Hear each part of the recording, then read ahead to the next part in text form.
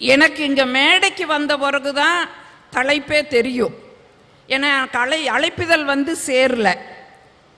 நான் ஏதோ பொதுவாக பேசிடுவோம் அப்படின்னு நினச்சிட்டு வந்தேன்.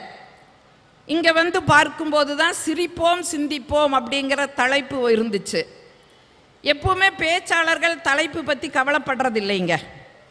நான் இந்த தலைப்பை பார்த்ததையும் நான் படிக்கும்போது 4ஆம் வகுப்பில் நடந்த ஒரு சம்பவம் எனக்கு ஞாபகம் வந்துடுச்சு. அப்போ தான் முதலாக கட்டுரை எழுதுகிறோம், கடிதம் எழுத பழகிறோம். எங்கள் ஆசிரியர் 2 தலைப்பில் கட்டுரை கொடுத்து படிச்சுட்டு வாங்க, இது பரீட்சைக்கு வரும், இதில் ஏதாவது ஒன்று தான் வரும், அதனால் 2ஐயும் தரோவாக படிச்சுட்டு வாங்க அப்படின்னு எங்கள் ஆசிரியர் சொல்கிறாரு. ஒன்று பசுமாடு, இன்னொன்று தென்னை மரம்.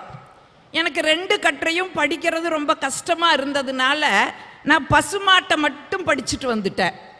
ஆனால் அங்கே கேட்ட கட்டுரை என்ன தெரியுங்களா? தென்னை மரம் பற்றி கட்டுரை வரைகன்னு கேட்டிருக்குது. நான் படிச்சுட்டு வந்தது பசுமாடு. நான் கொஞ்சம் கூட அசரவே இல்லையே, பசுமாட்டை பற்றி கட்டுரை எழுதிட்டே வந்தேன். பசுமாடு சாந்தமானது, பால் தரும், கோமாதாவாக அதை வழிபடுவார்கள், நல்லா எழுதிட்டு வந்துட்டு கடைசியில் அந்த கட்டுரையை முடிச்சோம் பாருங்க. இப்படிப்பட்ட பசுமாட்டை தென்னை மரத்தில் கொண்டு போய் கட்டுவார்கள் அப்படின்னு முடிச்ச.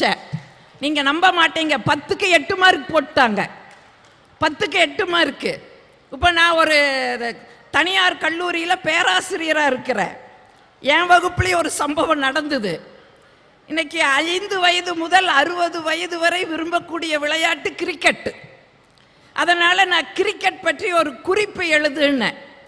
எல்லா மாணவர்களும் பேப்பர், அடிஷ்னல் பேப்பர் வாங்கி பக்கமாக எழுதுறாங்க. ஆனால் ஒரே ஒருத்த மட்டும் எழுதாமையே இருக்கிறான். நான் யோசித்தேன், அவனுக்கு கிரிக்கெட்டு பிடிக்காது போல் இருக்குது அப்படின்னு நினச்சேன்.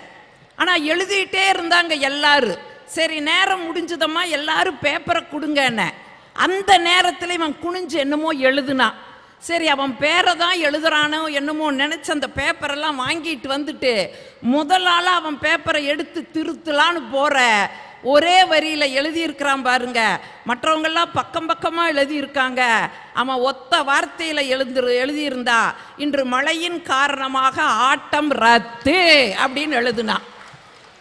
நீங்கள் மார்க் போடாமல் இருக்க முடியுமா? போட்டுத்தானே ஆகணும். அப்போ நான் யோசித்தேன், அன்னைக்கு நான் எப்படி மார்க் வாங்கினேன் அதே மாதிரி அவனுக்கு 10க்கு 10 மார்க் போட்டேன். ஆக எனக்கு இந்த தலைப்பை பார்த்ததையும் தலைப்பை பற்றியெல்லாம் எங்களுக்கு எப்பவுமே பேச்சாளர்கள் வருத்தப்பட்டதில்லை. ஆனால் சிரிப்போம் சிந்திப்போம் அப்படிங்கிறதுக்குள்ளே ஏதோ ஒரு நுட்பமான ஒரு பொருள் பொதிந்த ஒரு கருத்து இருக்குதுங்கிறத மட்டும் நான் புரிஞ்சுட்டேன். ஏன் இன்னைக்கு இந்த தலைப்பை பற்றி நம்ம பேசணும் அப்படின்னா, நீங்கள் நம்ம பழமை, நம் முன்னோர்கள் வாழ்ந்த வாழ்க்கையில் நிறைய இழந்திருக்கிறோம். எனக்கு முன்னால் என் தம்பி பேசும்போது சொன்னால், கூட்டு குடும்பம் கிடையாது, உறவுகள் கிடையாது, இந்த மாதிரி நிறைய இழந்திருக்கிறோம். அந்த இழந்ததில் நம்ம மகிழ்ச்சியையும் இழந்திருக்கிறோம் அப்படிங்கிறது நமக்கு தெரியறது இல்லைங்க. நம்ம முன்னோர்கள் சொன்னாங்கல்ல, வாய் விட்டு சிரித்தால் நோய் விட்டு போகும்னாங்க. சொன்னாங்கல்ல, வாய் விட்டு சிரித்தால் நோய் விட்டு போகும்னாங்க. நீங்கள் யோசிச்சு பாருங்க, இன்னைக்கு எத்தனை பேர் சிரிக்கிறோம், எத்தனை பேர் சிரிக்கிறோம்? ஒரு கணக்கெடுப்பு சொல்லுது, ஒரு நாளைக்கு 200 முறை யார் சிரிக்கிறாங்கன்னா பிறந்த குழந்தை தான் சிரிக்குதா. பிறந்த குழந்தை ஒரு நாளைக்கு 200 தடவை சிரிக்குதா. எந்த காரணமும் அதுக்கு தேவையில்லை. ஒரு கிளுகிழுப்பையை கொண்டு போய் இப்படி ஆட்டுனா கெக்க கெக்கன்னு சிரிக்குது. ஒரு கிச்சு கிச்சு கிச்சு கிச்சுனா கெக்க புக்கேன்னு சிரிக்குது. ஏங்க, நான் இப்போ உங்ககிட்ட ஒரு கேள்வியை கேட்குறேன். அந்த குழந்தை தாங்க வளர்ந்து இன்னைக்கு குமர பருவத்தில் நாம் உட்கார்ந்துருக்கிறோம். அந்த 200 முறை சிரித்த குழந்தை தானே நாம் இன்னைக்கு. இப்போ நாம் இன்னைக்கு ஒரு நாளைக்கு எத்தனை தடவை சிரிக்கணும்? சிரிக்கிறோமா? அதே கணக்கெடுப்பு தான் சொல்லுது, ஒரு மனுஷன் ஒரு நாளைக்கு 13 முறை தான் சிரிக்கிறோமா. 13 முறை தான் சிரிக்கிறோமா. சரி, சிரிப்பில் அப்படி என்ன இருக்குது அப்படின்னா, ஏன் முன்னோர்கள் வாய் விட்டு சிரிச்சா நோய் விட்டு போகும்னு சொன்னாங்க தெரியுமா? வாய் விட்டு சிரிச்சோம்னா உடம்புல இருக்கிற அத்தனை தசையும் சுருங்கி விரியுமா. அப்படி சுருங்கி விரிஞ்சதுன்னா மாரடைப்பு வராது அப்படிங்கிறத முன்னோர்கள் கண்டுபிடிச்சிருக்கிறாங்க. ஆனா இன்னைக்கு நம்ம ஆளுக்கு பார் அடைப்புனாலே மாரடைப்பு வருதுங்களா இல்லையா? ஒரு நாள் பார் அடைக்கிறேன்னு சொல்லுங்க, நிறைய பேருக்கு மாரடைப்பு வந்துருது. அப்ப குழந்தையா இருக்கும்போது சிரிச்ச நாம இன்னைக்கு சிரிக்க மறந்து இருக்கிறோமே, என்ன காரணம் அப்படிங்கிறத கொஞ்சம் யோசிச்சு பார்த்தா, நீங்க வெளிநாடுகளில் போய் பாருங்க, 5 நாள் வேலை செய்வா, 2 நாள் ₹1,00,000 கொடுத்தாலும் வேலை செய்ய மாட்டா. ஏன் தெரியுமா? அவனுடைய அப்படியே அந்த மன உளைச்சலுக்கு ஒரு விடிவு தேடுவா. எங்க போவான் தெரியுமா? லாஃபிங் கிளப் அப்படின்னு ஒரு கிளப் வச்சிருக்காங்க. அதுல போய் $700 $800 கொடுத்துட்டு தனி ஒரு ஆளா உட்கார்ந்து கெக்கப்புக்கன்னு சிரிச்சிட்டு வர்றாங்க வெளிநாடுகளில். இன்னைக்கு நடக்குது. ஆனா நம்ம நாட்டில் தாங்க நம்ம வாழ்க்கையோடு மகிழ்ச்சி இருக்குதுங்கிறத நம்ம தொலைச்சு உட்கார்ந்து இருக்கிறோம். இப்போ மோகன சுந்தரன் சொல்லும் போது நீங்க கேட்டீங்க, எங்க அக்கா வந்து அப்படியே சிரிக்க சிரிக்க பேசுவாங்க, அது பெண்கள்ல நகைச்சுவையோடு பேசுறது ரொம்ப கஷ்டம், ஆனா எங்க அக்கா அப்படி பேசுவாங்கன்னு சொன்னாங்க. இந்த நகைச்சுவையை நான் எங்கிருந்து எடுக்கிறேன் தெரியுங்களா? வெளியிலெல்லாம் நான் தேட மாட்டேன், என் வீட்டிலிருந்து தான் நகைச்சுவையை எடுப்பேன். எனக்கு கல்யாணமான புதிதில்லைங்க, எங்க அப்பா வசதி வாய்ப்பில்லை. எனக்கு என்னை கட்டி கொடுக்கும் போது எங்க அப்பா ஒரு TVS 50 செகண்ட்ஸ்ல வாங்கி கொடுத்தாரு. அவர் வசதிக்கு அவ்வளவுதான் முடிஞ்சுது. ஒரு TVS 50 செகண்ட்ஸ் வாங்கி கொடுத்தாரு. அது 25 போறதே பெருசு. அதுல என்னையும் பேர உட்கார வச்சுட்டு ஓட்டணுமா பாரு. அதுக்கு ஒருத்தர் கை தட்டுறாரு, சார் இந்த உருவத்தை வச்சு முடிவு பண்ணாதீங்க சார், இன்னைக்கு தான் இப்படி இருக்கிற, அன்னைக்கெல்லாம் நான் சிம்ரன் மாதிரி சிக்குன்னு இருந்த சார், இல்லை ஒரு பேச்சுக்கு சொல்லி வைப்பங்களே, அப்படிதான் இருந்த. என்னையும் உட்கார வச்சு ஓட்டிட்டு போகணுமா? ஓட்டிட்டு போனோம். நாங்கள் கிராமம், குக்கிராமம் எங்கள் ஊர், வண்டி தடம் தான் அன்னைக்கெல்லாம். அந்த வண்டி தடத்தில் இந்த வண்டியை ஓட்டிட்டு போனாரா, என்னாச்சு தெரியுங்களா? 10 எருமை மாடு குறுக்க நின்றுச்சு. என் வீட்டுக்காரருக்கு எங்கள் அப்பா மேலே இருக்கிற கோபம். உடனே கேட்டார், என்னடி உன்ற சொந்த பந்தமெல்லாம் இங்கே வந்து நிற்குதுன்னு கேட்டார். நான் சுதாகரிச்சுக்கிட்டேன், ஓ மனுஷ கோபத்தை வெளிப்படுத்துறாருன்னு சுதாகரிச்சுட்டு பதில் சொன்னேன், ஆமாங்க எல்லாம் என்ற சொந்த பந்தம் தாங்க, கல்யாணத்துக்கு அப்புறம் வந்த சொந்த பந்தமுங்க, இது என் மாமியாளுங்க, இது என் மாமனாருங்க, இது என் மச்சாண்டாருங்க, இது என் கொழுந்தனாருங்க, இது என் பெரிய நங்கையா, இது சின்ன நங்கையான்னு சொன்ன பாருங்க. நீங்க நம்பவே மாட்டீங்க, அந்த மனுஷ கோபத்தை எல்லாம் மறந்து வண்டி ஓட்டுறதையும் கூட நிறுத்திட்டு கலகலன்னு சிரிச்சாருன்னு சொன்னா, வாழ்க்கைக்குள்ள இவ்வளவு மகிழ்ச்சி இருக்குது. என்னைக்காவது நம்ம வீட்டில் யோசிச்சு பார்த்துருக்குறோமா? இல்லை உங்கள் வீடுகளில் எப்படின்னு தெரியல, எங்கள் வீடுகளெல்லாம் பாங்க, சாப்பாடு போடும்போது எங்கள் வீட்டுக்காரருக்கு சாப்பாட்டில் கல் இருந்தாலும் கோபம் வரும், தலைமுடி இருந்தாலும் கோபம் வரும். அது இருந்ததுன்னா ஒரே சத்தம் போடுவார், என்ன இது முடியெல்லாம் போட்டு சாப்பாடு ஆக்கி இருக்கிற அப்படின்னு கோபப்படுவார். நான் எப்பவுமே சொல்லுவேன், உங்களுக்கும் அதை ஒரு டிப்ஸாக கொடுக்குறேன். ஒரு சமயம் அந்த மாதிரி முடியல, சாப்பாட்டில் முடி இருந்ததுன்னு வைங்க, கோபிக்காதீங்க, அதை அப்படியே கையில் எடுங்க, வீட்டுக்காரம்மாவை கூப்பிடுங்க, கூப்பிட்டு ஒரு கவிதை மழை சொல்லுங்க. இந்த முடி இலையில் இருந்தாலும் அழகு, உன் தலையில் இருந்தாலும் அழகுன்னு சொல்லி பாருங்க. அடுத்த நாள் இலக்கண சுத்தமா அந்த அம்மா சோறாக்கு. இந்த மனுஷன் நேத்தே கவிதை படிச்சாரு, இன்னைக்கும் படிப்பாரு அப்படின்னு இலக்கண ஏங்க இதெல்லாம் நம்ம வாழ்க்கைக்குள்ள இருக்குதுங்க. இது தெரியாம நாம் என்ன பண்ணி இருக்கிறோம், எங்க மகிழ்ச்சி எங்க மகிழ்ச்சி, அதுக்கு மோகன சுந்தரம் வரணும், சாந்தாமணி வந்து பேசுனாதான் மகிழ்ச்சியா? வீட்டுக்குள்ள பேசுங்க, மனம் விட்டு பேசுங்க. இப்ப இவ்வளவு தூரம் நான் ஒரு வெற்றியடைந்த பெண்மணியா நான் வளம் வர்றேன். என்னை சகோதரர் அறிமுகப்படுத்தும் போதும் கூட சொன்னாரு, கொங்கு தமிழை உலகம் முழுவதும் கொண்டு போறாங்கன்னு.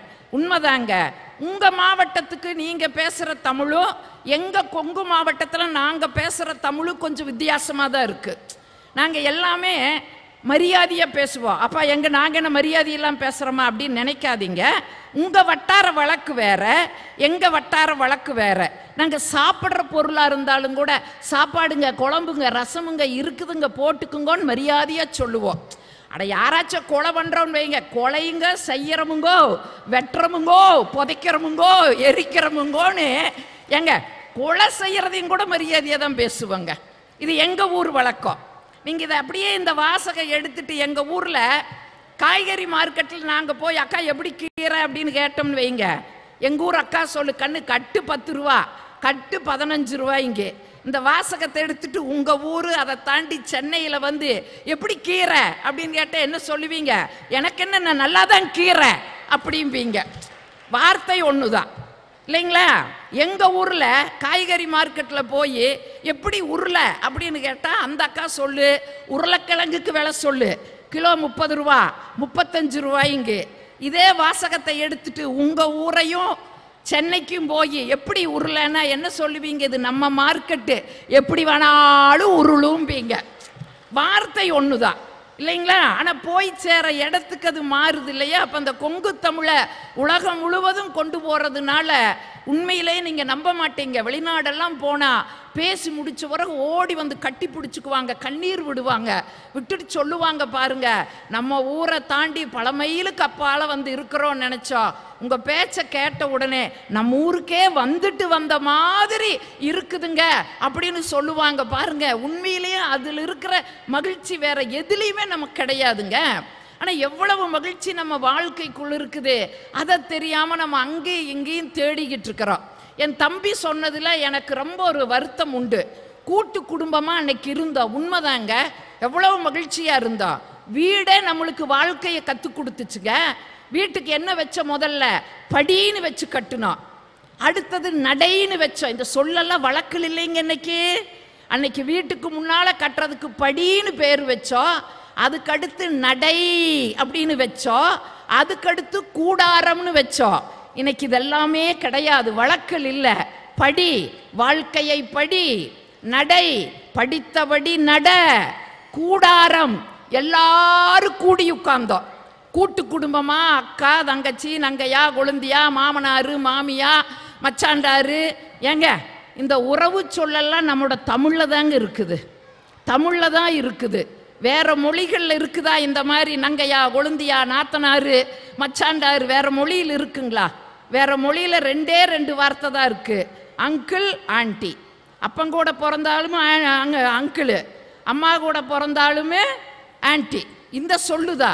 தமிழ்ல தாங்க இவ்வளவு உறவு சொல் இருக்கு. ஆனா இதுல வருத்தம் என்ன தெரியுங்களா?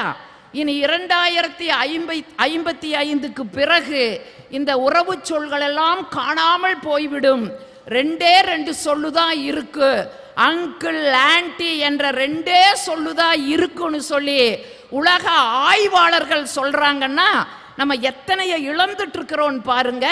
அந்த கூடாரத்துல எல்லாரும் கூடி உட்கார்ந்து கேலி கிண்டலு இதெல்லாம் பேசி விட்டு கொடுக்கறதுனா என்ன, பகிர்தல்னா என்ன, புரிதல்னா என்ன, இப்படி மகிழ்ச்சியா வாழ்ந்தோம் இல்ல. இன்னைக்கு இந்த வீடு இப்படி கட்டுறோமா? நட வச்சு கட்டுறோமா? படிக்கட்டு வச்சு கட்டுறோமா? கூடாரம் வச்சு வீடு கட்டுறோமா? இல்லையே, மாறி போச்சே. அட்டாச்டு அவுட் ஹவுஸ், இந்த 2 தான் இன்னைக்கு. கட்டும் போதே அட்டாச்டு பாத்ரூம் அவுட் ஹவுஸ் போட்டு கட்டுறோம். ஏன்? அட்டாச்சில் இருக்க வேண்டியவங்களை எல்லாம் கொண்டு போய் அவுட் ஹவுஸ்ல வச்சிடறோம். அவுட்டர்ல இருக்க வேண்டிய கழிவறையும் குளியலறையும் கொண்டு வந்து அட்டாச்சுக்குள்ள வச்சோம். ரொம்ப அற்புதமா ஒரு கவிதை எழுதினா, கண்ணிலே அன்பு இருந்தால் கல்லிலே தெய்வம் வரும். ஆக ஒருத்தர் அன்பா இருக்காங்களா இல்லையான்றதை கண்ணில் பார்த்தா தெரிஞ்சிருமா? பாரதி கண்ணனின் சேவகன் அடிக்கிறாருங்க. கண்ணனை பற்றி சொல்ல வரும்போது சொல்கிறாரு, கட்டுறுதி கொண்ட உடல் கண்ணிலே நல்ல குணம். ஆக கண்ணில் தெரிஞ்சிடும் அன்பு. அன்பாக இருக்க முடியுமா? முடியாது. சரி, அன்பாக இருக்க முடியும். நான் எங்கள் சென்னையில் மௌலிவாக்கம்னு ஒரு இடம், 2 11 மாடி கட்டடம் கட்டினாங்க. கிட்டத்தட்ட எல்லா ஃப்ளாட்டும் சோல்டு. என்ன ஆயிடுச்சு, ஒரு 11 மாடி கட்டடம் விழுந்துருச்சுங்க, கீழே உடஞ்சி விழுந்துருச்சு. இன்னொன்று நிற்கிது. அதை லட்சக்கணக்கில் போட்டு இஎம்ஐ கட்டினவெல்லாம் அனாதே ஆகிட்டான் ரோட்டில். ஒவ்வொருத்தரும் அழுகுறான். இதில் கோர்ட் என்ன பண்ணிட்டாங்க, ஹைகோர்ட்டு, அந்த இன்னொரு 11 மாடி இருக்குல்ல அதையும் இடிச்சிடுங்க, ஏன்னா அதுவும் குவாலிட்டியாக இருக்குது, அதையும் இடிச்சிடுங்கன்னு சொல்லிட்டாங்க. சார் அதை இடிக்க போகிறாங்க. புது டெக்னிக்கு உள்ள சின்ன பாம்பு வச்சு இடிச்சிடுவோம் நாங்கள். நான் ஆக்சுவலாக அதை பார்க்க போனேன். ஒரு ஆள் அது 3 மணிக்கு இடிக்கிறேன், நாங்கள் டெக்னிக்கல் ப்ராப்ளம்ன்றதுனால 4 ஆயிடுச்சு. சார் ஒரு ஆள் அங்கே இருக்க போலீஸ்கிட்ட கேட்குறாரு, என்னங்க 3 மணிக்கு இடிக்கிறேன், நீங்கள் இன்னும் இடிக்கவே இல்லை, டைம் ஆகுது, இதை பார்க்கறதுக்கு தான் ஆஃபீஸ்லேருந்து பர்மிஷன் போட்டு வந்தேன்னா. அதாவது இடிப்படுறது இன்னொருத்தன் வீடு, அதை வாங்கினவன் எவ்வளோ கஷ்டப்பட்டான்னு தெரியாது. ஆனால் மனிதாபிமானமே இல்லாமல் அதை எப்போ இடிப்பீங்கன்னு கேட்டால் பாருங்க, அதுதான் மனித நேயம் போயிடுச்சு. அன்பாக இல்லை. நீங்கள் மற்றவர்களிடம் அன்பாக இருக்க ஆரம்பியுங்கள், மற்றவர்கள் உங்களை மதிக்க தொடங்குவார்கள். அதுதான் முக்கியம். சார் பாராட்ட கற்றுக்கணும் சார். நம்மக்கிட்ட அந்த பழக்கமே கிடையாது இல்லை. மற்றவங்கள பாராட்டணும். ஒன்றும் இல்லை, நியூயார்க்கில் ஒரு பொண்ணு, ஒரு 25 வயசு பொண்ணு சைக்கியாட்ரிக் டாக்டர்கிட்ட வந்தது. Doctor, I wanted to suicide பண்ணிக்கலாமான்னு டார்ச்சராக இருக்குன்னுச்சு. டாக்டர் கேட்டார், ஏமா சூசைடுனாரு. இல்லை, என் பாஸ் வந்து என்னை இரிட்டேட் பண்ணுறான், எப்போ பாரு சிடுன்னு திட்டுறான், எனக்கு அந்த கம்பெனியை விட்டும் வெளில போக முடியாது, நல்ல சம்பளம், அதனால் எனக்கு ரொம்ப என்ன பண்ணுறதுன்னு தெரியல, எங்கள் பாஸ் திட்டுறாரு, நான் சூசைட் பண்ணிக்கலாம் இருக்கிறேன் அப்படின்னா. டாக்டர் உட்கார வச்சு அவங்களுக்கு கவுன்சில் தர்றாரு. தந்துட்டு சொல்கிறாரு, ஒன்றும் இல்லைங்க, உங்கள் பாஸ் உங்களை திட்டுறாரு, அதெல்லாம் விட்டுருங்க. உங்கள் பாஸ்கிட்ட ஏதாவது ஒரு நல்ல குணம் இருக்கும், எதுலையாவது ஒரு நல்ல குணம் இருக்கும், அதை பாருங்கள். அதை பார்த்துட்டு அதை பாராட்ட கற்றுக்கங்க. கொஞ்சம் கொஞ்சமாக மாறிடுவீங்க. நீங்கள் அடுத்த ரிவ்யூ அடுத்த மாதம் வாங்கன்னு அனுப்பிச்சிட்டாரு. சார் 1.5 மாதம் ஆயிடுச்சு, அந்த பொண்ணு வரல. டாக்டர் பயந்துட்டார். ஏன்னா கவுன்சிலிங் போயிட்டு ரிவ்யூவுக்கு வரல, ஒருவேளை சூசைட் பண்ணிக்கிச்சோன்னு பயம். கரெக்டாக 2 மாதம் கழிச்சு அந்த பொண்ணே வந்தது, சிரிச்சா மாதிரியே வருது. டாக்டர் கேட்டார், ஆர் யூ ஓகே நவுண்ணா? ஓகே டாக்டர் அப்படின்ச்சு. உங்கள் பாஸு, சூப்பர் டாக்டர், என்னப்பாச்சு என்னது, ஒரு இன்விடேஷன் கார்டை கொடுத்துது. என்னதுன்னு, ஐ எம் கெட்டிங் மேரேஜ்ச்சு. வெரி குட்னாரு. யாரை தெரியும்ல, என்ன, என் பாஸு தான் அப்படின்ச்சு. ஏம்மா அவர் உன்னை திட்ட, ஆமாம் அந்த ஆள் திட்டுறதுனாலே சூசைடு என்ன? ஆமாம். அப்புறம் டாக்டர் நீங்கள் சொன்னீங்கல்ல அவர்கிட்ட பாராட்டப்பட வேண்டிய ஏதோ ஒரு விஷயம் இருக்குதுன்னு, அதுக்கப்புறம் தான் நான் அதை கவனித்தேன். என்ன கவனித்தேன்னா, டாக்டர் எங்கள் எம்டி மாதிரி க்ளீனாக ட்ரெஸ் பண்ணுறான், க்ரூமிங், டெய்லி ஷேவ் பண்ணி க்ளீனாக ஆஃபீஸ்லேயே நீட்டாக வர்றது அவர் தான். 2வது, நல்ல லாங்குவேஜ். ஒரு டிக்டேஷன் கொடுத்தாருன்னா ஒரு டிக்டேஷன் கொடுத்தாங்கன்னா ஒரு வாட்டி கூட தகுற மாட்டார், அப்படியே கரெக்டாக சொல்லுவார். அதே மாதிரி லெட்டர் அடிச்சு மாதிரி கொடுத்தா எந்த இடத்துல மிஸ்டேக் இருக்கோ அதை மட்டும் திருத்துவார். அவர் டேபிள் பார்த்திங்கன்னா ரொம்ப க்ளீனாக இருக்கும். இதே மாதிரி நிறைய நல்லது இருந்தது. அவரை நான் பாராட்ட ஆரம்பித்தேன், அதனோட எஃபெக்ட் தான் இன்விடேஷன் இருந்தாங்க இருந்துச்சு. உண்மை சார், நான் அனுபவிச்சிருக்கேன் சார். மற்றவர்களை பாராட்டுற மாதிரியாவது நடிங்க சார், அவனுக்காவது மகிழ்ச்சியாக இருக்கட்டும் இல்லை. எனக்கு ஒரு புதுசாக ஒரு ஜிஎம் வந்தாங்க, லேடி. இந்த ஆஃபீஸ்லேயும் கம்பெனிலையும் வேலை செய்கிறவங்க, அதுவும் ப்ரைவேட் கம்பெனியில் வேலை செய்கிறவங்களுக்கு ஒரு கஷ்டம் உண்டு எப்போவுமே. என்னன்னா, நம்ம மேலதிகாரியில் அவங்க 2 விதமாக இருப்பான். ஒரு மேலதிகாரி வந்தார் வச்சுக்க, இங்கே பார், நீ ஆஃபீஸுக்கு எப்போ வேணாலும் வா, லேட்டாக வா, அதை பற்றி கவலை இல்லை, வந்தினா வேலையை முடிச்சிடு, அவன் சொல்லிட்டு போவான். 6 மாதம் கழித்து அந்த ஆஃபீஸர்கிட்ட ட்ரான்ஸ்ஃபர் ஆகிடுவான். வேற ஒரு ஆஃபீஸர் வருவான், அவன் இங்கே வா, முதல்ல ஒழுக்கம் முக்கியம், டைமுக்கு ஆஃபீஸுக்கு வா, நீ வேலை செய்யாத, பட் ஆஃபீஸுக்கு டைமுக்கு வரணும். இப்போ நம்ம 6 மாதத்துக்கு ஒரு வாட்டி நம்மளை மாற்றிக்கினே இருக்கணும். எனக்கு ஒரு ஜிஎம் வந்தாங்க, லேடி, அந்தம்மா அப்படி தான், ஆஃபீஸுக்கு கரெக்ட் டைமுக்கு வரணும், இல்லைன்னா வாய்க்கு வந்தது திட்டம். நான் பார்த்தேன். ஒரு நாள் நான் லேட்டாக போனேன், பார்த்தா பசங்க சொல்கிறாங்க, உள்ளே கூப்பிட்றாங்க, வந்த உடனே உள்ளே வர சொன்னாங்க, எப்படி உனக்கு பாட்டுக்குது அப்படின்னாங்க. உள்ளே நேராக போன உடனே அந்தம்மா தான் ஆரம்பிச்சிது, what nonsense you are everyday you are கம்மிங்லே ஆயிடுச்சு. டக்குன்னு நான் பண்ணேன், கை கட்டி அப்படியே பார்த்து, மேம் இந்த சாரி உங்களுக்கு நல்லா சூட் ஆகுது மேடம் அப்படின்னு. முடிஞ்சிச்சு, அப்படியே அடங்கிடுச்சு. ரியலி எங்கள் ஹஸ்பண்ட் கூட காலையில் அதான் சொன்னாருன்னு. அந்த ஆள் வீட்லேயே கிண்டல் பண்ணி அனுப்பிச்சிக்கிறான். எங்கள் ஹஸ்பண்டு கூட காலைல அதான் சொன்னார், அவ்வளோதான், முடிஞ்சு போச்சு. இப்போ அந்த அம்மா நம்மளை திட்டுறதே கிடையாது எந்த டைமுக்கு போனாலும். சார், மற்றவர்களை பாராட்ட கற்றுக்கொள்வதே பெரிய மனித பண்பு சார். நமக்கு அது வரவே வராது. பக்கத்தில் இருக்கிறவங்க ஏதாவது நல்லது நடந்தால் 3 நாள் சாப்பாடு இறங்க மாட்டேது நமக்கு. அது இல்லை. வள்ளுவர் சொல்கிற அன்பு காட்டல. சரி, வள்ளுவர் காட்டுற தனி மனித ஒழுக்கம் அதுவும் இல்லை. வள்ளுவன் ஒழுக்கம் உயிரினும் ஓம்பப்படும்ன்றான் சார். அதை விட என்ன பெரிய விஷயம் வேணும் நம்மளுக்கு? அது ஒன்றுமே தெரியலங்க. பெரியார் மேலே, தந்தை பெரியார் மேலே எவ்வளோ குற்றச்சாட்டு, கடவுள் இல்லைன்னாரு, அது இல்லைன்னா. ஆனால் பெரியார் ஒழுக்கத்தை பற்றி சொல்லும்போது சொல்கிறாரு, பக்தி இல்லைன்னா கூட ஒரு பெரிய இழப்பு இல்லை, ஆனால் ஒழுக்கம் இல்லைன்னா எல்லாமே வாழ்க்கையில் பாழாயிடும்ன்றார். அது பெரிய விஷயம். ஒழுக்கம் வேணும் சார். கன்ஃபியூஸியாக சொல்கிறான் சார். ஒரு ஒரு ஒரு ஆளுக்கு அணிகலன் என்பதே ஒழுக்கம் மட்டும்தான். நமக்கு அதெல்லாம் தெரியல. ஒன்றும் இல்லை சார். ஒரு வரலாற்று இது, இந்த சோழ சாம்ராஜ்யத்தில் குலோத்துங்கன்னு ஒரு மன்னன் தான். அவனுடைய புலவர் யாருன்னு கேட்டிங்கன்னா ஒட்டக்கூத்தர், அரசவை புலவர். அந்த சோழ மன்னன் என்ன பண்ணால், பாண்டிய நாட்டு இளவரசியை திருமணம் பண்ணான். சோழ நாடும் பாண்டிய நாடும் ஒன்றா இருக்கணும்னு. இந்த ஒட்டக்கூத்தர் நிறைய படித்தவர், ஆனால் பண்பு கொஞ்சம் கம்மி, ஒழுக்கம் கொஞ்சம் கம்மி. இந்த பாண்டிய இளவரசி கல்யாணம் பண்ணிட்டு வரும்போது நலவெண்பா எழுதிய புகழேந்தி புலவரும் அந்த புலவரசியோடு வராரு. எங்கே? அவங்க ஊருக்கு.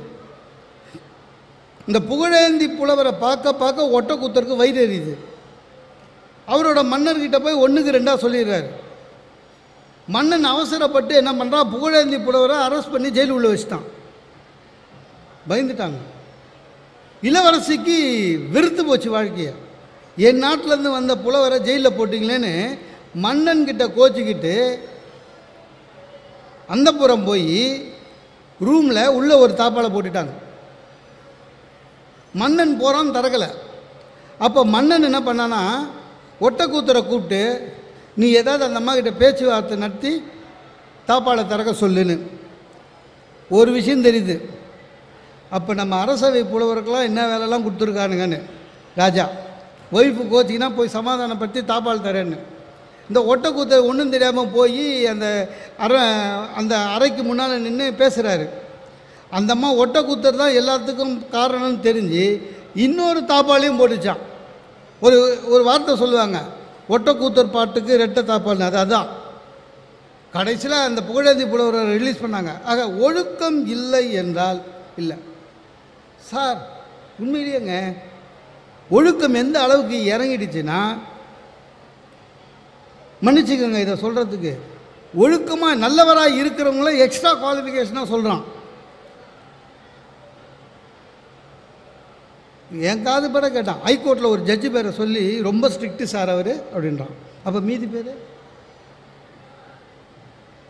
எல்லாருமே ஸ்ட்ரிக்டாக தானே இருக்கணும். ஆக ஒழுக்கம் எப்பவுமே தனி மனித ஒழுக்கம் போற்றாதவன் மனுஷனே இல்லைங்க. அதுதான் வள்ளுவர் சொல்கிறாரு, உயிரினும் ஓம்பப்படும்னு. நம்மளில் எத்தனை பேர் பைக் வாங்குகிறோம், போனால் போதுன்னு ஹெல்மெட்டும் வாங்குகிறோம், எத்தனை பேர் போட்டுன்னு போகிறோம், அதை சொல்லுங்கள். இதில் ஒழுக்கம் சார். வேலை மாட்டுங்க, ஹெல்மெட்டை எடுத்துகிட்டு வெளியில் வந்துங்க, பெட்ரோல் டேங்க்குக்கு மேலே வச்சுன்னு ஓட்டுறாங்க. அதை தலையில் மாட்டினா என்ன? இந்த கார் வாங்குகிறோம், அவனும் மேனுஃபேக்சர்லேயே பண்ணுறான், பெல்ட்டு போடலன்னா கத்துது. கார் தயாரிக்கிறதே அந்த மாதிரி உன் நன்மைக்காக தான் இல்லையா? நமக்கு அது தெரியாது. இவன் என்ன பண்ணுறாங்க, நான் இன்றைக்கி பார்க்குறேன் ஒரு டாக்ஸி டிரைவரு பெல்ட்டு போடல, அந்த பெல்ட்டு சொருகிற இடம் இல்லை, அந்த மாதிரி ஒரு பின்னு கையில் வச்சுருக்கான், ரெடிமேடாக விற்கிதான், அதை மட்டும் சொருவிட்டு அப்படியே ஓட்டுறான். உன் நன்மைக்காக சொல்கிறது. இந்த ஒழுக்கம் கூட இல்லைன்னா நம்ம என்ன வாழ்க்கை வாழ்ந்துட்டு போகிறோம்? ரொம்ப பாவமாக இருக்குது, பயமாக இருக்குது. இந்த மக்கள் எப்படி தான் இருக்காங்கன்னு தெரியல சார். எத்தனை சென்னையில் பாருங்கள், நம்ம வீட்டு கேட்டை திறந்து வெளில போக முடியாது, அவ்வளோ வண்டி இருக்கும். அடுத்தவன் வீட்டுக்கு கேட்டுக்கு முன்னால் வண்டியை நிறுத்தக்கூடாதுன்ற பொது அறிவே நம்மளுக்கு கிடையாது. இதோட சிரிப்பு என்னென்னா, இந்த கேட்டின் முன் வண்டியை நிறுத்தாதீர்கள்னு போர்டு நம்ம வைக்கணும், வேற எவனும் வச்சுட்டு போகிறான். Chennai silk, Saravana store, Manappuram gold 2 வச்சுட்டு போகிறான். என் வீட்டில் பார்த்தீங்கன்னா இடம் இல்லைன்னு என் பேர்டு இருக்குல்ல, மோகன சுந்தரம் எம்பி, அது தூக்கி போட்டான் எவனோ. இப்போ நானே என் வீட்டு அட்ரஸ் எப்படின்னா, 3 சென்னை சில்க்கு போர்டு இருக்கண்டா வந்துடு அப்படின்வேன். ஒரு க்யூவில் நிற்கிற சிஸ்டம் கூட நமக்கு இன்னும் வரல சார். இல்லை, என்ன வாழ்க்கை வாழ்ந்துட்டுருக்கோம்? எல்லாத்துலேயும் அவசரம். ஒன்று கிடைக்குதுன்னா க்யூவில் நிற்கணும், ஒருத்தர் பின்னால். அந்த பழக்கமே இல்லை. எனக்கு என்ன இன்னும் கோவம்னா, பிளேனில் வரவன் கொஞ்சம் படித்தவன் சார். இல்லை, பிளேனில் வரவன் கொஞ்சம் படித்தவன், விவரம் தெரிஞ்சவங்கன்னு நினச்சேன். 3 ஹவர் டெல்லியிலேருந்து வரும், அது வரையும் உட்காந்து இருக்கான். அவன் தான் சொல்கிறானே, நிற்கும், நின்ன பிறகு இறங்கு, நான் சொன்ன பிறகு. டவுன் பஸ் மாதிரியே பண்ணுறானுங்க. தடாலடியாக எழுந்து அந்த மேலே தூக்கி அவன் பொட்டி எடுக்கும்போது தலையில் கை வச்சுன்னு உட்காந்துக்கணும். எப்போ வேணாலும் தலையில் போடுவான். என்னடா பண்ண போகிற? அவ்வளோ வெளியில் என்ன பண்ண போகிற? என்ன நீ என்ன போய் ஒரு கோட்டைக்கு போய் ஒரு 4 ஃபைலில் கையெழுத்து போட போறியா? இல்லை, அவசரமாக ஏர்போர்ட்டுக்கு வெளில போய் ஷேர் ஆட்டோவில் பேரம் பேசினுக்கு போகிறேன். இல்லை, உனக்கு என்ன அவ்வளோ அவசரம்? என்ன இல்லை, ஒரு க்யூவில் நிற்கிற சிஸ்டம் தெரியாது. நம்ம தயவு செஞ்சு சொல்கிறேன், இங்கே இருக்கிற பெரியவர்கள், பெற்றோருக்கு, உங்கள் குழந்தைகளை நீங்கள் எதில் இருந்தாலும் சரி, இந்த ப்ளீஸ் சொல்கிறது, தேங்க்யூ சொல்கிறது, சாரி சொல்கிறது, க்யூவில் நிற்க வைக்கிறது, இது எல்லாம் தயவு செஞ்சு கற்றுக் கொடுங்க. நீங்கள் காட்டுகிற நல்ல பாதை அது மட்டும்தான் உண்மையிலேயே. ஏன்னா எனக்கு ஞாபகம் இருக்குது சார், எங்கள் அம்மா எனக்கு சொல்லி கொடுத்துருக்காங்க, க்யூவில் நிற்க சொல்லி. இல்லை, ஒரு முறை கோயிலுக்கு நானும் எங்கள் அம்மாவும் போனோம்.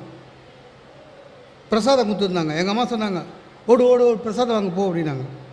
நான் போனால் எனக்கு முன்னால் ஒரு பையன், நான், பின்னால் ஒரு 10 பேருக்கு பிரசாதம் தீர்ந்து போச்சு. வந்தேன், எங்கடா பிரசாதம் அப்படின்னாங்க. தீர்ந்து போச்சுண்ணே. ஏன்? இல்லை, க்யூவில் நின்னியா? நீ எப்படிடா பிழைக்க போகிற? ஒரு பிரசாதம் வாங்கிறதுக்கு கூட துப்பு இல்லையேன்ட்டாங்க. இந்த மாதிரி வளர்க்கக்கூடாது. இல்லை, இப்போல்லாம் எப்போ க்யூவில் பார்த்துனாலும் எங்கள் அம்மா தான் ஞாபகம் வரும், பிரசாதம். ஆக தனி மனித ஒழுக்கம் இல்லை.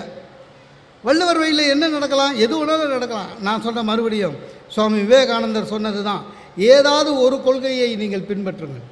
ஏதாவது ஒரு கொள்கை, ஒன்றும் இல்லைங்க. சுற்றம் தழால். நம்ம சொந்தக்காரன் சுற்றமாக வாழ கற்றுக்கணும், ஒத்துமையாக.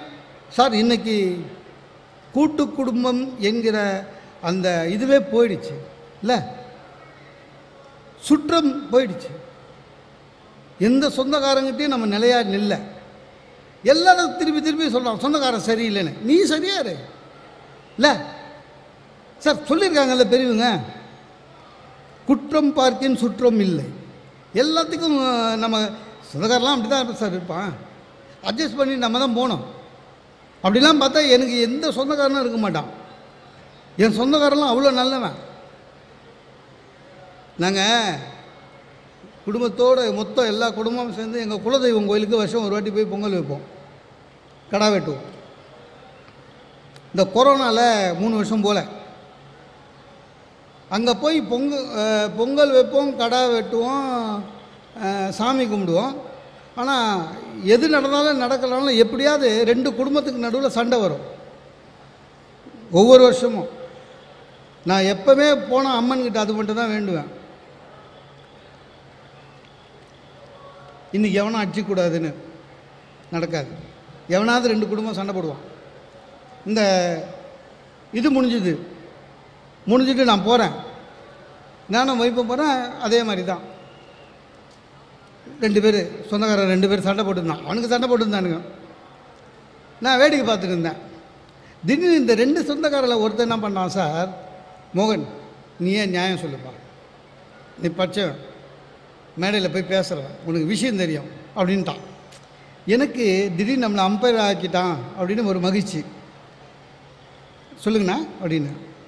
அதுக்கு அவன் கூட சண்டை போட்ட மாதிரி, அவன் என்ன இவர் பெரிய ஆள்னு இவர் போய் கேட்குற, வீட்டுக்கு போனால் சோறே போட மாட்டான் இவன் அப்படின்ட்டு என்னை பற்றி சொல்கிறான். எல்லாம் படிச்சிருக்கா என்ன, 4 ஜோக்கு சொல்லிட்டா பெரிய ஆளா? என் பையன் கூட தான் படிச்சிருக்கிறான், இவனாவது MBA படித்தான், என் பையன் அதை. சார் அவனை விட்டான் சார், என்ன பிடிச்சிங்கண்ணா கட்சியில். இப்போ நான் அம்பையர் போஸ்ட்டை ரிசைன் பண்ணி கோதால இறங்கலாமான்னு யோசனை பண்ணேன். சொந்தக்காரன் அப்படிதான் இருப்பான். எந்த புத்தகத்தை எப்படி வாசிப்பது? சில புத்தகங்கள் இருக்கு இல்லையா, அந்த புத்தகங்கள் சொற்கள் நம்ம கிட்ட பேசும். பார்த்துருக்கீங்களா? புக்கு பேசும். இங்க எத்தனை பேர்கிட்ட புக்கு பேசி இருக்கு? ஸ்டூடெண்ட்ஸ் எப்பா கணக்கு புக்கு பேசாது, படிச்சிருவியோ? பேசுமே. English book பேசுமே, படிச்சிருவியோ? இல்லைன்னு மூடிட்டேன்னா அது ஜெயிக்குது. ஏய் படிக்க தான் வந்திருக்கிற, படிக்கிறேன், படிச்சுட்டேன்னா நீ ஜெயிக்கிற. புத்தகங்களை ஜெயிக்கணும் குழந்தைகளை. புத்தகங்களை ஜெயிக்க வேண்டும் என்றால் சில விஷயங்களை சொல்லி நான் இடம் சார்கிறேன். உண்மையில் நான் சொல்றேன், எந்த காட்சியாக இருந்தாலும் அந்த காட்சிக்குள் நீ கற்றுக்கொள்வதற்கு ஏதோ ஒன்று இருக்கும். அதுக்கு உன்னை தயார் செய்வது புத்தகங்கள் தான். என்னுடைய தகப்பனார் என்கிட்ட சொல்வார், எந்த மனிதரையும் கடந்து போகாதே, கற்றுக்கொண்டு கடந்து போ. கற்றுக்கொண்டு எப்படி கடந்து போறது? எல்லோரும் எனக்கு ஏதோ ஒன்றை சொல்லித் தருகிறார்கள். ஒரு இடத்துல நான் எவ்வி படிக்கிறேங்க, ஃபேஸ்புக்ல ஏதோ ஒரு விஷயம் வருது, நான் படிக்கிறேன், வாசிக்கிறது தானே. நான் இது அப்படியே உங்களுக்கு கடத்துறேன். எத்தனை பேருக்கு உங்க வாழ்க்கையில மாற்றம் நிகழ்துன்னு எனக்கு தெரியாது, ஆனா கடத்திடுறேன். என் கடமை கடத்துவது, டிரான்ஸ்ஃபார்ம் பண்ணிடுறேன். நீங்க டிரான்ஸ்ஃபார்மேஷன் ஆகுறீங்களா இல்லையாங்கிறது உங்களுக்கும் உங்கள் இறைக்கும் இயற்கைக்கும் உரியது. விக்ரமன் சொல்லிட்டு ஒரு டைரக்டர் தெரியுமா? விக்ரமன் ஒரு டைரக்டர், அவர் போட்டிருக்கிறாரு ஒரு பதிவு. அடாடாடாடா, என் வாழ்க்கையில நான் ரொம்ப ரசிச்ச, எனக்குள் சில வெளிச்சங்களை ஏற்படுத்திய வார்த்தைகள். அவர் சொல்றார், நான் சென்னைக்கு வந்து படம் பண்றதுக்கு ஸ்ட்ரகிள் பண்ற பீரியட்ல எங்க அப்பா தவறிட்டார். செய்தியை உள்வாங்கிக்கோங்க. எங்க அப்பா தவறிட்டார். ஊருக்கு போறதுக்கு காசு இல்லை. யார் யார்கிட்டயோ கடனோ உடனோ வாங்கிட்டு சாவுக்கு போயிட்டு வந்துட்டேன். 16வது நாள் காரியம், கடிதம் போட்டாங்க, நீ வந்து எல்லா செலவையும் பார்த்துக்கப்பான்னு. அப்போ அந்த காலத்துல எனக்கு 1500 ரூபாய் இல்லாம போக முடியாது. இப்ப பர்வீன் சுல்தானா இதை சொல்றேன்னா எனக்குள்ள ஏதோ ஒரு அசைவு ஏற்படுத்தி இருக்குதானே இந்த மேட்டர். உங்க வாழ்க்கையில அசைவு ஏற்படுத்துதான்னு பாருங்க. அப்படித்தான் சொல், அப்படித்தான் ஏற்படுத்தும். போகிற போது யாராவது அப்படி ஒன்று சொல்லிட்டு போயிடுவாங்க, வேலை செய்யும். அது விதைத்தவன் தூங்கலாம், விதைகள் தூங்குவதில்லை. விதைகள் வெடிக்கும், மண்ணுக்குள்ள என்னமோ ஆகும். 3 நாள் கழித்து பார்த்தால் முளைத்திருக்கும். 3 நாட்கள் அந்த விதைப்பட்ட வேதனையை யாரும் அறிய மாட்டார்கள். நூல்கள் அப்படித்தான், நமக்குள் உள்ளே என்னமோ பண்ணும், 3வது நாள் முளைக்கும். அப்புறமா திடீர்னு என்னுடைய ஸ்டூடெண்ட் சொன்னாங்க, 20 வயசுங்க அவனுக்கு, மேடம், அவன் SRM ஸ்டூடெண்ட், அவன், மேடம் மரத்திலிருந்து பழம் கீழே விழுது மேடம். ஆமா, அந்த பழத்துக்கிட்ட மரம் என்ன மேடம் பேசும்? தெரியலையடா, இது வரைக்கும் யோசிச்சது இல்லையே. மீண்டும் முளைத்து வா என்று பேசும் மேடம். எனக்கு என்ன சொல்லல, மரம் சொல்லுமா, ஏய் உனக்குள்ள விதை இருக்கு, வா மறுபடியும் அப்படின்னு சொல்லுமா? பாருங்க, எனக்குள் இருக்கக்கூடிய விதையை முளைக்க செய்த அந்த செய்தியை நான் சொல்றேன். வாசிக்கிறதுனால வர்றது, பார்க்கறதுனால இல்ல. உங்க பேச்சை நான் பார்ப்பேன் மேடம். பேச்சை எதுக்கு பார்க்கற? கேளு கேளு. ஒரு புடவை கடைக்கு போயிருந்தேன், என் ஸ்டூடெண்ட் சொன்னா, என் ஸ்டூடெண்ட் அந்த கடையை நடத்துறா, நல்ல புடவையை எடுத்து போடுப்பான்னு. எதுக்கு மேடம்? எல்லா புடவையும் நல்லா தான் மேடம் இருக்கு. எனக்கு ஏற்ற மாதிரி போடு. எதுக்கு மேடம்? ஒழுங்கா அழகா போட்டு போக வேண்டாமா? என்ன எதுக்கு எதுக்குங்கிற? உங்களை யார் மேடம் பார்க்குறா? உங்க பேச்சை தானே மேடம் கேட்குறாங்க, எது வேணாலும் போடுங்க மேடம். சூப்பர்ல. இந்த ஒரு கமெண்ட் ஒரு பெண்ணுக்கு கிடைக்கிறதை விட மிகப்பெரிய பரிசு அவளுடைய வாழ்க்கையில் வேறு இல்லை என்பதனை ஒரு பெண்ணாக இருந்து நான் சொல்லுகிறேன். உங்களை யார் மேடம் பார்க்குறா? உங்க பேச்சை தானே மேடம் அதனால தானே எங்க வீட்டில் என்ன அனுப்புறாங்க. பாருங்க, அவர் எழுதுறார், காசு இல்லை என்கிட்ட, நான் என்ன பண்ணேன்? மணிவண்ணன் சார் தெரியுமா? இறந்துட்டார், இப்ப இல்லை. அவர் வீட்டுக்கு போனேன், அவர் கையில நான் ஒரு கதை கொடுத்திருந்தேன். அவர் வாசலை தட்டி உள்ள போய் சொன்னேன், சார் எங்க அப்பா இறந்துட்டார், காரியத்துக்கு போறேன், 1500 ரூபாய் வேணும், நீங்க சும்மா கொடுக்க வேண்டாம் சார், உங்ககிட்ட நான் ஒரு ஸ்கிரிப்ட் கொடுத்துருக்கேன்ல, அதை நீங்களே வச்சுக்கோங்க சார், எனக்கு ஒரு 1500 ரூபாய் தாங்க சார். மணிவண்ணன் சார் சொன்னாரா, பைத்தியமா நீ, என்ன ஸ்கிரிப்ட் இது, இது போய் 1500 ரூபாய்க்கு கொடுப்பியா? அப்பாவுடைய காரியத்துக்கு தானே போற, ஸ்கிரிப்ட் உந்துதான், 1500 ரூபாய் நான் தரேன், வாங்கிட்டு போ. வாங்கிட்டு அவர் போறார். போயிட்டு மணிவண்ணன் சாரை வச்சு 6-7 படம் பண்ணிட்டார். அப்புறமா பல காலம் ஆச்சு. பல காலத்துக்கு அப்புறமா மணிவண்ணன் சாரை சந்திக்கிறாரு விக்ரமன் சார். சந்திக்கும் போது சொன்னாராம், சார் ஒரு விஷயம் மறந்தே போறேன் சார். என்னப்பா? உங்களுக்கு ஒரு 1500 ரூபாய் நான் கடன் சார், அதை கொடுக்கவே இல்லை சார். மணிவண்ணன் சார் சொன்ன பதிலை, என் தோழமைகளே, என் தமிழ் உறவுகளை, வீட்டிற்கு செல்லுகின்ற பொழுது மனதிலே சுமந்து செல்லுங்கள். வாசிப்பினால் வந்த பலன், வார்த்தைகளால் எங்களை சொல்ல சொல்லி அரசு பணித்திருக்கிறது. வாசித்ததனால் உங்களிடத்தில் இதை பகிர்கிறேன். மணிவண்ணன் சார் சொன்னார், ஒரு குழந்தை, ஒரு பையன் தன் அப்பா காரியத்துக்கு போகிறதுக்காக 1500 ரூபாய் தேடி அலைஞ்சிக்கிட்டு இருந்தான், இங்கிட்டும் அங்கட்டும். அதை இந்த பிரபஞ்சம் பார்த்துட்டு இருந்துச்சு. அது கையில 75 லட்சம் ரூபாய் கையில வச்சுக்கிட்டு பார்த்துட்டு இருந்துச்சு. அந்த இளைஞன் கிட்ட மணிவண்ணன் வந்து சிக்கினான். மணிவண்ணன் அந்த 1500 ரூபாவை கொடுத்துட்டான். இந்த பிரபஞ்சம் அந்த விக்ரமனின் மூலமாக 7 படங்களில் நடிக்க வைத்து 75 லட்சம் ரூபாவை எனக்கு தந்துவிட்டது. இந்த பிரபஞ்சம் கையில வச்சுக்கிட்டு சுத்துது பல விஷயங்களை.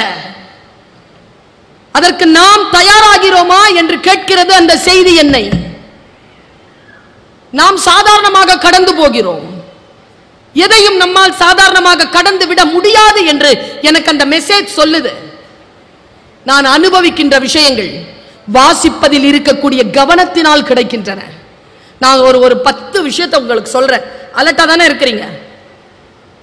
அலர்ட்டா தானே இருக்கிறீங்க? டைம் ஆயிட்டு இருக்கு. 10 நிமிஷத்துல முடிக்கிறேன். இப்ப சமீபத்தில் நான் பல இடங்கள்ல பேசிட்டு இருந்த ஒரு விஷயம் என்னன்னு பார்த்தா, நம்ம லிங்குசாமி சார் வந்து ஒரு போட்டி வச்சார், கவிதை போட்டி. எல்லாரும் எழுதினாங்க. 8000 கவிதை வந்துச்சு. 350 கவிதையை செலக்ட் பண்ணாங்க. அதுல 50 கவிதையை வச்சு புக்கு போட்டாரு. அதுல first prize, second prize, third பிரைஸ்னு 1 லட்சம் ரூபாய் கொடுத்தாரு. 8000 கவிதைகள் 350, 350 இருந்து 50, 50 இருந்து 3. முதல் பரிசு பெற்ற கவிதை வேணுமா? வேணுமா? நீங்க போய் அதை தேடி வாசிக்கலாம் முடியாது. நான் வாசிச்சிருக்கேன், அதனால சொல்றேன். ஆனால் போய் தேடனா கிடைக்கும். கடவுளே கிடைக்கிறார், அது கிடைக்காதா? முதல் கவிதை, அதாவது கவிதையும் ஜோக்கும் புரிஞ்சாதான் கை தட்டுவீங்க. பார்க்குறேன் எத்தனை செகண்ட் எடுத்துக்கிறீங்கன்னு. வாடியது கொக்கு, ஓடியதெல்லாம் ஜோடி மீன்கள்.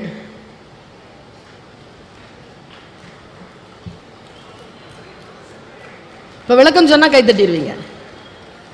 சிங்கிளா போனா கொத்தி சாப்பிடலாம், ஜோடி ஜோடியா போதே எப்படி சாப்பிட்றதுன்னு உட்காந்துட்டு இருக்குதான் கொக்கு. வாடியது கொக்கு, ஓடியதெல்லாம் ஜோடி மீன்கள். சரி, 2வது கவிதை பாருங்க. தூண்டில் மீன் அதன் கண்களில் விடை பெற்று கொண்டது நதி. தூண்டில மீன் மாட்டிருச்சு மீன்காரனுக்கு. அது சட்டிக்கு தான் போகுது. அதன் கண்கள்ல தூரமா போயிட்டே இருக்கு மீன்.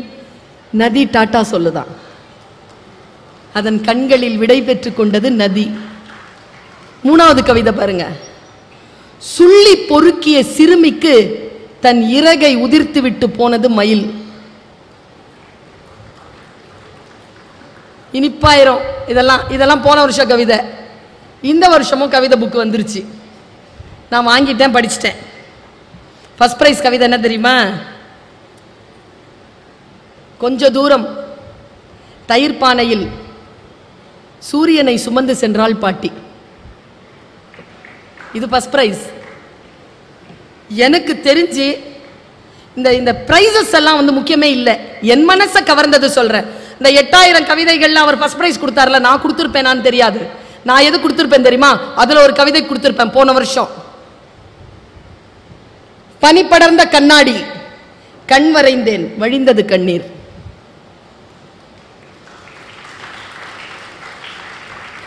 இன்னொரு ருசியா சொல்றேன். இன்னொன்னு, ஊதுகுழல் இசைக்கிறாள் அம்மா, நடனம் ஆடுகிறது நெருப்பு. என்னை போலவே நடித்து காட்டுகிறது என் நிழல்.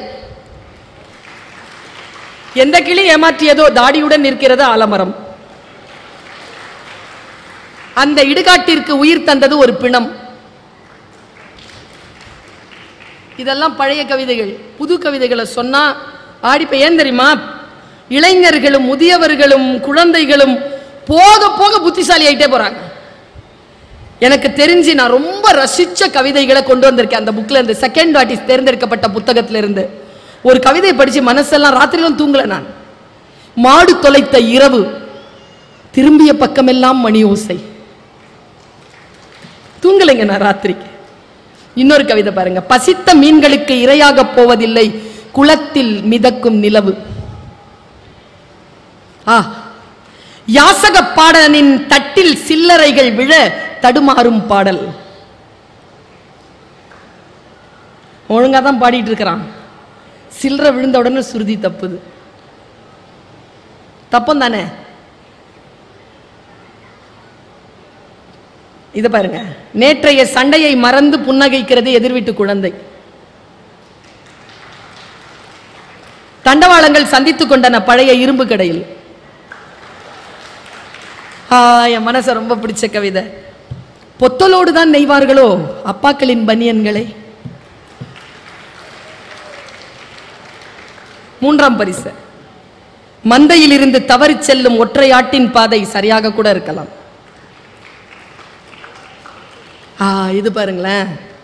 மணல் திருடனுக்கும் அஸ்தி கரைக்க தேவைப்படுகிறது ஒரு நதி.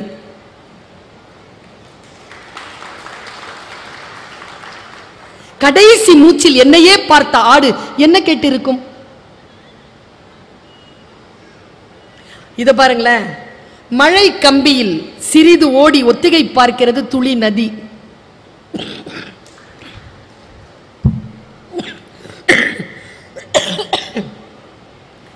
இந்த மழைக்கு பின் கம்பியில் சிறிது ஓடி ஒத்திகை பார்க்கிறது ஒரு துளி நதி. இதுதாங்க டாப் மோஸ்ட் கவிதை. நான் படிச்சதுலயே எனக்கு பிடிச்சது. தண்ணீர் இல்லா குளத்தில் நீந்துகிறது பறவையின் நிழல். தண்ணீர் இல்லா குளத்தில் நீந்துகிறது பறவையின் நிழல். நூலருந்த பட்டம் பதற்றத்துடன் கை நீட்டுகிறது மரம். சூப்பர்ல. நூலருந்த பட்டமா பதற்றத்துடன் கை நீட்டுகிறது மரம். அடுத்து யாருக்கு பிறந்த நாள்? ஏக்கத்துடன் எதிர்பார்க்கும் காப்பக குழந்தைகள்.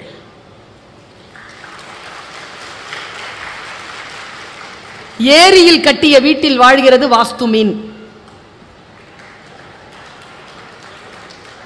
தரிநெய்யும் ஓசையில் தெரிந்து விடுகிறது அம்மாவின் மனநிலை.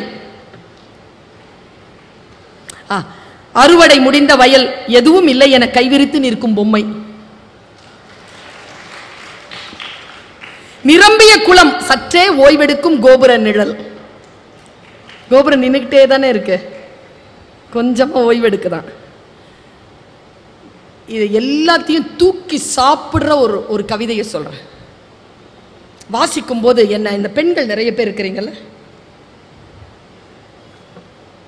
முக்கியமா இந்த 40 வயது கடந்த ஒரு நிரந்தர கோபமும் ஒரு நிரந்தர சோகமும் கண்களில். இந்த இளைஞர்களுக்கு சொல்லுகிறேன், 60 வயசு 65 வயசு ஆன உடனே அப்புறமா பார்த்துக்கலான்னு சொல்லிட்டு எல்லாம் மனைவியை பார்த்துக்க முடியாது. உங்களுக்கு 60 வயசு ஆகட்டோன்னு வெயிட் பண்ணிட்டு இருப்பா. சின்ன வயசுலயே நல்லா பார்த்துக்கோங்க. கவனம். பாருங்களேன், நான் படிச்சு ஆடி போன ஒரு கவிதை.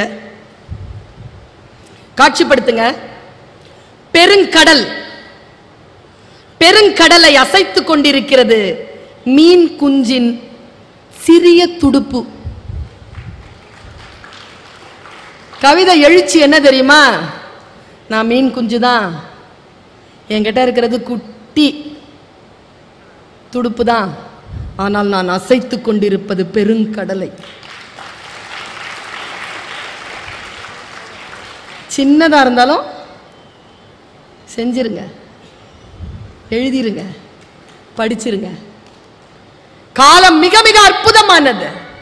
இந்த காலம் நமக்கு என்று தரக்கூடிய விஷயங்களை என் தோழமைகளே கவனத்துடனும் விழிப்புணர்வுடனும் நீங்கள் அதை எதிர்கொள்ள வேண்டும் என்றால் வாசிப்பு பழக்கம் உங்களுக்கு சாதாரண விஷயம்தான். நான் பார்ப்பேன், அது சாதாரணமா எல்லாருக்கும் சாதாரணமா தான் தெரியும். ஆனா எனக்கு மட்டும் வித்தியாசமா தெரியும். ஏன் ஏன் படித்து படித்து படித்து இதற்கு இதுதான் பொருள் என்று புரிந்து போகும். விடவே மாட்டேனே, புரிகிற வரைக்கும் விட மாட்டேனே. அந்த வினாடி வரைக்கும் அதற்கான காரணம் என்ன என்று தோண்டி துளாவுகின்ற வரைக்கும். நான் இந்த மலேசியா போயிருந்தேன். ஒரு இன்சூரன்ஸ் கம்பெனியில பேச கூப்பிட்டாங்க. எனக்கு இன்சூரன்ஸ் கம்பெனியை பத்தி ஒன்றும் தெரியாது. ஆனா ஒன்று தெரியும், எல்ஐசி சூப்பர்னு தெரியும். ஏன்னா எல்ஐசி ஆரம்பிக்கும் போது அதனுடைய முதலீடு எது தெரியுமா? சாவு. சாவ முதலீடா வச்சானே ஒருத்தன், எவ்வளவு புத்திசாலியா இருப்பான் அவன். என்னைக்கு சாவோன்னு தெரியாது, அதான் மேட்டரே. அதை வச்சு அவன் செஞ்ச பிசினஸ் இருக்குல்ல. இந்தியா ரிசெஷனை சந்திக்கும் பொழுது மன்மோகன் சிங் உதவி கேட்ட நிறுவனங்களில் மிக முக்கியமான நிறுவனம் எல்ஐசி. சாதாரணமான விஷயம் இல்ல. என்னை கூப்பிட்டு இருந்தாங்க. நான் ஏசியாவுக்கே இன்சூரன்ஸ் கம்பெனிக்கு பேச கூப்பிடுறாங்க. கேண்டிங்னு ஒரு இடம், மேலே போறேன். எனக்கு எப்பவுமே இப்ப நான் பேச போறேன் இந்த மக்கள்ன்றது எனக்கு தெரியும், நீங்க யாருன்னு எனக்கு தெரியும், என் ரத்த உறவு. ஆனா அங்க இருக்கிறது தெரியாது. போய் நேரா ரூமுக்கு போகாம ஹாலுக்கு வந்து உட்காந்துட்டேன். ஹாலில் என்னதான் நடக்குதுன்னு பார்ப்போன்னு. ஆடியன்ஸ் யாரு, ப்ரோக்ராம் எப்படி நடத்துறாங்க தெரிஞ்சுக்கணுமே. சாயந்தரம் 6 மணிக்கு எனக்கு ஸ்பீச். மார்க்கெட்டிங் நடத்துறாருங்க ஒருத்தர். வாசிக்கின்ற பழக்கம் இருப்பதினால் மற்றவர்கள் பார்வையை விட உங்களுடைய பார்வை கொஞ்சம் வித்தியாசம். நான் ஒன்னு கேட்கிறேன், கடலூர்ல எத்தனை மக்கள் வாழறாங்க? குறிப்பிட்ட உங்களுக்கு தானே பேச்சை கேட்க வேண்டும் என்று தோன்றி இருக்கிறது, வந்திருக்கிறீங்க. நீங்க வித்தியாசமானவர்கள் தான். எங்க அப்பாலாம் பைத்திய மாதிரி ஓடுவாருங்க பேச்சு கேட்கறதுக்காக. என்னை கையில பிடிச்சிக்கிட்டு பல பேச்சை கேட்கறதுக்காக என்னை கையில பிடிச்சிக்கிட்டு அப்படி போயிருக்கிறாரு எங்க அப்பா. நான் போய் உட்காந்து கேட்கிறேன். அவன் நடத்தினது என்ன தெரியுமா? மார்க்கெட்டிங், சந்தைப்படுத்துதல். சரி, அவர் ஒரு சீனக்காரர் நினைக்கிறேன். அவர் பேர் கேட்டீங்கன்னா நீங்க எனக்கு சிரிப்பு வந்துச்சு, உங்களுக்கு வரதான்னு பாருங்க. அவர் பேர் யார் பேரையும் பார்த்து சிரிக்க கூடாது, யார் மொழியும் நகைப்புக்குரியது இல்லைன்றது எனக்கு தெரியும். ஆனாலும் எனக்கு சிரிப்பு வந்துருச்சு. மிஸ்டர் எப்படி எழுதுவான்? என்ஜி பேரே தான். அப்படி நிறுத்திக்கணும்.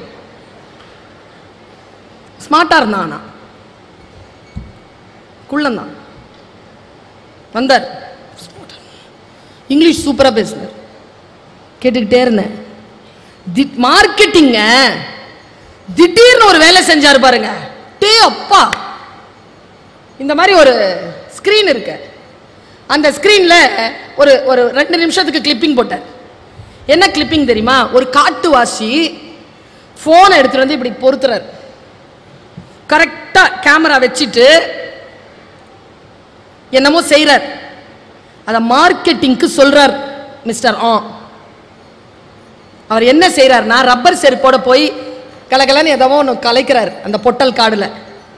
இவ்வளவுதான் இடம், இப்படி தெரியுது, கேமரா இப்படி தெரியுது. அப்படி கலைச்ச உடனே சுருன்னு உள்ள இருந்து கோபமா ஒரு பாம்பு வந்துருச்சுங்க. ஸ்கிரீன்ல தான் பார்த்துட்டே இருக்கும்போது இப்படி வந்துட்டு இப்படி நிக்குது. இந்த ஆளுல கரெக்டா ஒரு 8 அடிக்கு இந்த பக்கம் இருக்கிறான். ஃபுல் ஃபோக்கஸ் அப்படிதான் வச்சிருக்கான். இவன் கிட்ட போறாங்க, கலைச்சி விட்டு ஓடி வந்துட்டான். செருப்பை கழட்டிட்டு நிக்கிறான். நேர மார்க்கெட்டிங் சப்ஜெக்ட், மார்க்கெட்டிங். நேரா வரார். வந்துட்டு கிட்ட வர வர பாம்பு என்ன பண்ணணும்? சீரணும், இல்லைன்னா கம்முன்னு போயிடணும். கொத்தணும், இல்லைன்னா கம்முன்னு போயிடணும். அவர் கிட்ட வர வர அந்த பாம்பு என்ன தெரியுமா பண்ணுச்சு? இளைய பிள்ளைகள் கவனம், பெரியவங்களுக்குலாம் அது எந்த அளவில் யூஸ் ஆகும்னு எனக்கு தெரியாது. யூஸ் ஆகும், உங்களுக்கு ரொம்ப யூஸ் ஆகும். பாம்பு என்ன தெரியுமா பண்ணுது? நடுங்குதுங்க. ஃபோக்கஸ் பண்றாங்க. அவன் வீடியோ எடுத்துட்டு வீடியோவை ஃபோக்கஸ் பண்ணி போட்டிருக்கான். நடுங்குது, இப்படி நடுங்குது. கிட்ட வந்தாங்க, ஒரு அடிக்கு முன்னால வஜ்ராசனத்துல டொம்முன்னு உட்கார்ந்தான். அந்த பாம்பு என்ன தெரியுமா பண்ணுச்சு? தலையை கீழே போட்டுருச்சு. கீழே போட்டு நடுங்குது. நான் டீச்சருங்க, நான் அம்மா. மனசு அரட்டுதுங்க. ஏ பாம்பே போயிரு, இல்லை கொத்து. ஏன் பயப்படுற? உன்னை என்ன பண்ணுறாங்க? நீ ஏன் நான் என்ன சொல்லி அதுக்கு நான் அது பயப்படுது. உட்கார்ந்த உடனே அது என்ன தெரியுமா பண்ணுச்சு? இப்படி பண்ணுச்சு. இல்லை இவ்வளோ தூரங்க.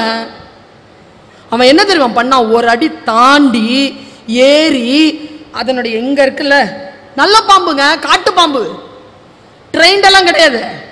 இங்க கொடுத்தாங்க முத்தம். 2000 பேரை எழுந்துச்சு நின்று கை தட்டுறாங்க. பாம்பு தோத்துருச்சு. அந்த சனியனுக்கு தான் முத்தமிடப்பட்டோன்னே தெரில. அவர் எழுந்திரிச்சு போயிட்டார். இந்த பாம்பு முன்னு போயிருச்சு. கிளிப்பிங் ஆஃப் பண்ணிட்டு மிஸ்டர் சொன்னதுதான் முக்கியம். இந்த பாம்பு தான் கிளைண்ட்.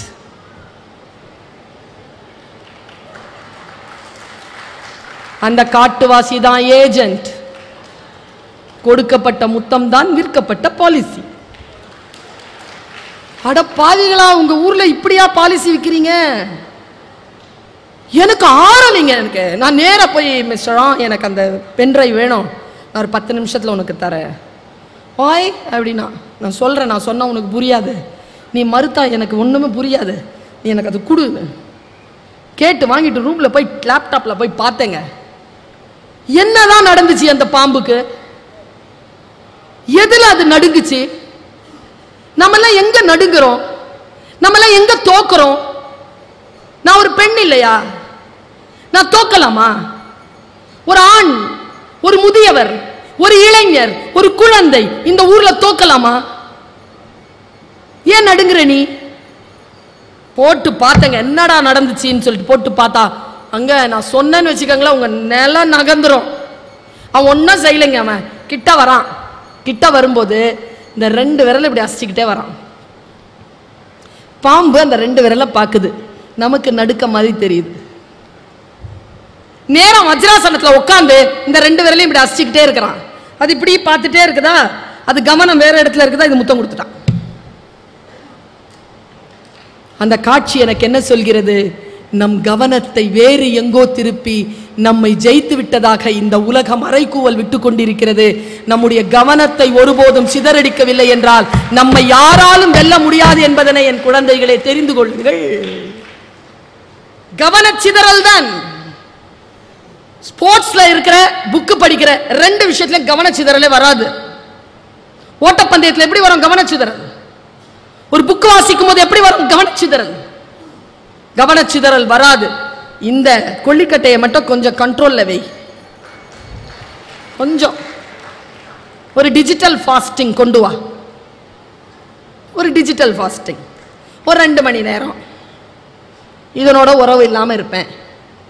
சில பேர் இது காணாம போச்சு. நான் பார்க்கிறேன், பெத்த புள்ளைங்க திருவிழாவில் குழந்தையை காணோம் என்று புகார் அளிக்க வந்த பெண்ணின் வலது கையில் பத்திரமாக இருந்தது அவள் கைபேசி. துடிப்பு. இது காணாம போச்சுன்னா ஏன் அவ்வளவு துடிக்கிற? டேட்டாஸ், போட்டோஸ், சாட்டிங், இன்ஸ்டாகிராம் எல்லாம் வச்சுக்கோங்க. நான் இன்னும் ஒரு விஷயத்த நான் கொளுத்தி போட்டு போறேன். நீ எந்த அளவுக்கு சோசியல் மீடியால இருக்கிறியோ இருந்துக்கோ. என்ன மாதிரி ஆட்கள் பேசினா கேட்டுக்கோ, அவ்வளவுதான். நீ எதை பார்க்க வேண்டும் என்று நீ முடிவு செய்வதில்லை.